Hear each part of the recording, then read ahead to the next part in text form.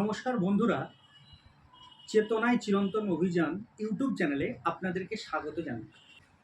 পূর্ব বর্ধমানের রাজনীতিতে এক নতুন অধ্যায়ের সূচনা। ধর্ম, আস্থা আর রাজনীতির এক অনন্য মেলবন্ধন। পাথরচাপড়ি থেকে তারাপীঠ পুজো দিয়ে শুরু করলেন নির্বাচনী প্রচার। পূর্ব বর্ধমান জেলার পূর্বস্থলী দক্ষিণ বিধানসভার প্রার্থী মাননীয় রবীন্দ্রনাথ মণ্ডল মহাশয়।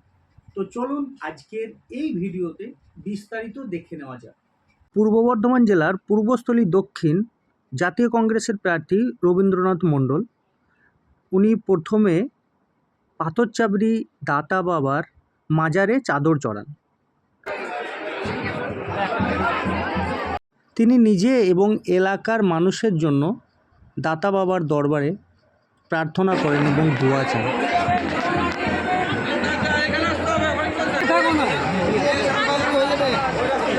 তিনি দীর্ঘ সময় ধরে দাতা বাবার মাজারে আশীর্বাদ নেন এবং দোয়া করেন সাধারণ জনগণের উদ্দেশ্যে, এবং এখানে তিনি চাদর চড়ান।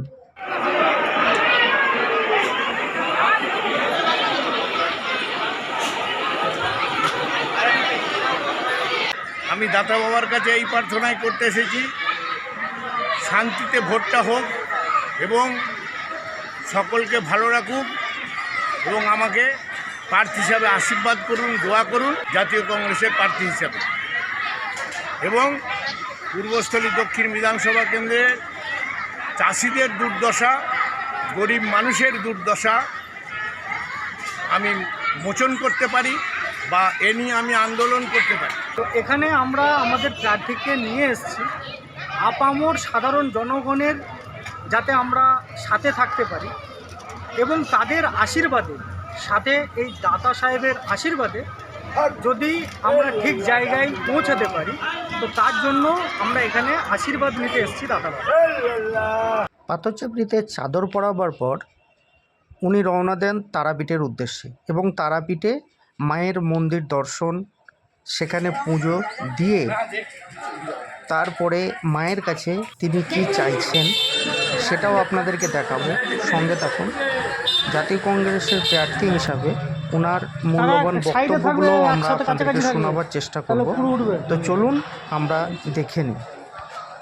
আমি তারাপীঠে মা তারার কাছে পুজো দিতে এসেছি।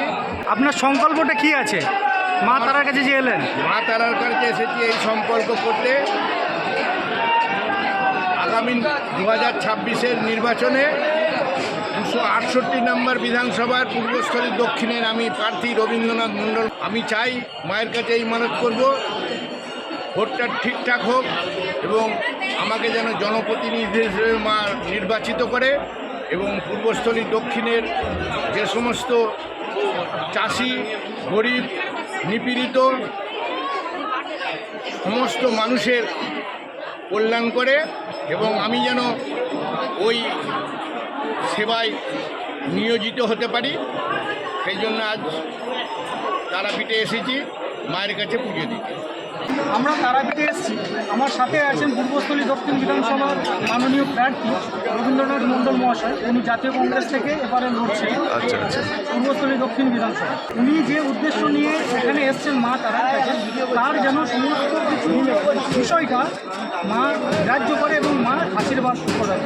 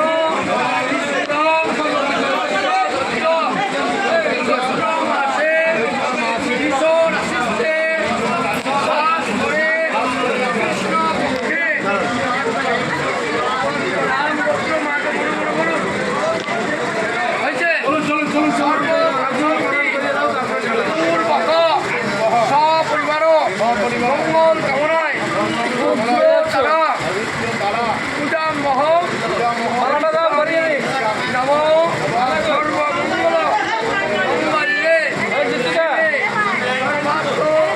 সাধিকে শরণ্যে ত্রম্বকে গৌরী নারায়ণী নমস্তে নমো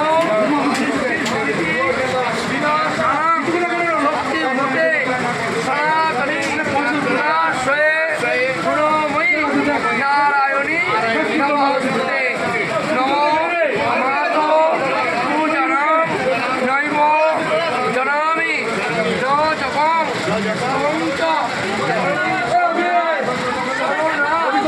গত হস্মিন ওম কালী তারে ত্রিপুরে প্রসিদ্ধ প্রসিদ্ধ ভগবতম্ব ভক্তবৎসলে পূর্বে দেবী তারা দেবী নমস্তে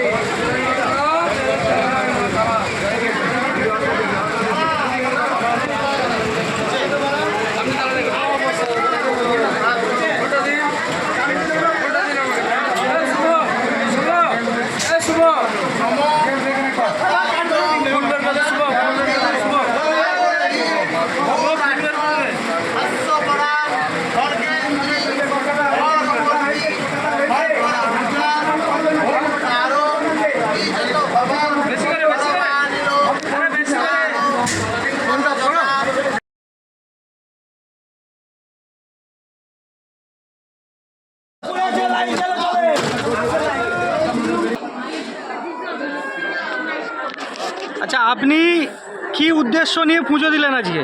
আজকে উদ্দেশ্য নিয়ে মায়ের কাছে পুজো দিলাম। এই যে 2026-এর নির্বাচনে জাতীয় কংগ্রেসের প্রার্থী 268 নম্বর বিধানসভায় মা যাতে আমাকে জনপ্রতি হিসাবে নির্বাচিত করে এবং 268 নম্বরের যে সমস্ত গরিব দুঃখী মানুষ, চাষি দুরবস্থা আমি দূর করার জন্য বিধানসভায় প্রতিবাদ স্বরূপ যেতে পারি বা প্রতিবাদী মুখ হতে পারি, সেই জন্য আমি আজকে মায়ের কাছে এলাম বা সেই কামনা করলাম, মায়ের কাছে আশীর্বাদ দিলাম এবং ভোট যেন শান্তিতে হয়। তবে আমি আশাবাদী, মায়ের আশীর্বাদ পেয়েছি পুরো, আমি কিন্তু এবার নির্বাচিত হব। আপনি কে আর কোথা থেকে প্রার্থী? আমি শ্রী রবীন্দ্রনাথ মণ্ডল, 268 নম্বর পূর্বস্থলী দক্ষিণ বিধানসভার প্রার্থী জাতীয় কংগ্রেসে।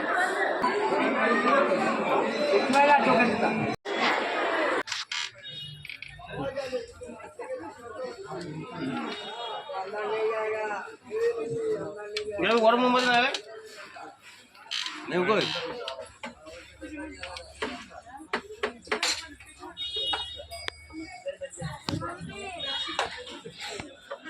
কিসের উদ্দেশ্য নিয়ে আপনি এখানে এসেছেন? শ্মশান হচ্ছে তারাপীঠের মহাশ্মশান এটা, এবং মা তারার পাদপদ্ম মানে পাদুকা এখানে আসছিল। পাশ দিয়ে যে দ্বারকা নদী বয়ে গেছে, বহুদিন পূর্বে রাজা জয়চাঁদ এটাকে পেয়েছিল এই দ্বারকা নদীতে, সেই থেকে সুপ্রতিষ্ঠিত হয়েছে। পাশেই আছে বামদেবের মন্দির, এখানে উনি সিদ্ধি লাভ করেছিলেন। তো আমি মায়ের কাছে এসেছি 268 নম্বর বিধানসভার জাতীয় কংগ্রেসের প্রার্থী হিসাবে পুজো দিয়ে মায়ের কাছে প্রার্থনা করতে, যে আগামী দিনে যে সমস্ত দুস্থ গরিব কৃষক, ব্যবসাদার, তাঁতি, খেলাওয়ালা, ভ্যানওয়ালা সকলেই শুধু চাঁদার জুলুম, চাঁদার শিকার। তা আমি মায়ের কাছে এই আশা নিয়ে এসেছি যে এখান থেকে মা আমায় আশীর্বাদ করুক, যেন জয়লাভ করে তাদের পাশে দাঁড়াতে পারি, এবং 26-এর বিধানসভার ইলেকশনের পর মা যদি সেই আমাকে আশীর্বাদ দেন, তাহলে গিয়ে বিধানসভায় যেন আমি এইটা নিয়ে সবল হতে পারি, এইটুকু আশা নিয়ে এসেছি।